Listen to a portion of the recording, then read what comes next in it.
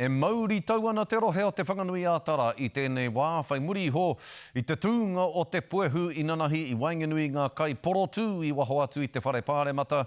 Ka mutu he whenua pakapaka, he puke parapara, he papa tākoro, pā karukaru te toinga mai o tērā porotehi. Hei tā ngā mana whenua o te whanganui ātara e pauri ana rātou i te tūkinotanga o rātou whenua me tō rātou moana.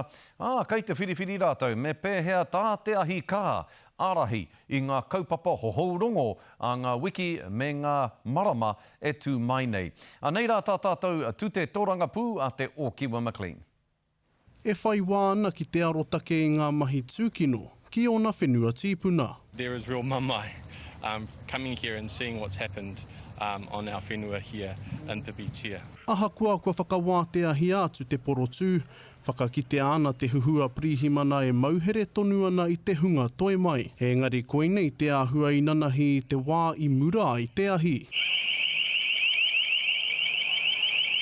He wheako hou, he kitenga hou, mo te mana whenua. You know, the burning of the tree just over there, and I could see the billowing of the smoke from the burning of the tents on Parliament grounds. We laid down te kahu o te raukura, which is around about peace, which is about goodwill, which is about honouring the people in the whenua of the site.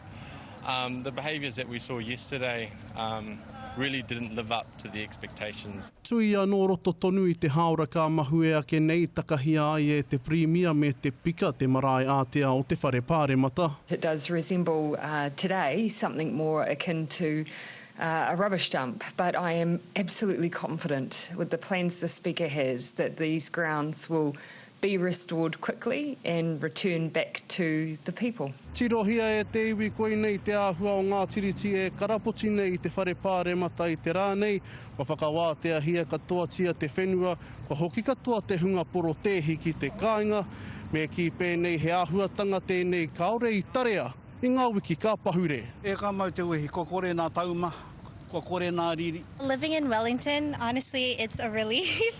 I'm very happy to get the city back. And well done to the cops. Well, I just think it's incredibly sad and look at the destruction. Too emotional.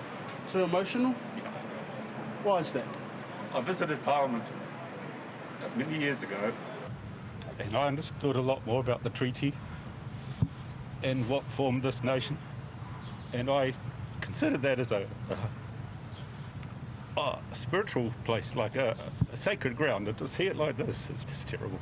Kana hoke ko te whenua hai ako ki ai anō ai. He oi anō hea hake i tua mō ngā iwi mana whenua. For us, we need to go through a process of healing and reconciliation ourselves in terms of the whenua here at Pipitia. We need to start a process of clearing the site spiritually and restoring its mana, its mauri, its wairua, and start having conversations with the Crown and with the Speaker around setting down a tikanga and making that tikanga quite clear. He whakapū mau i te tikanga kia korea i a muri, e hokia, te o Kiwa McLean, te karere.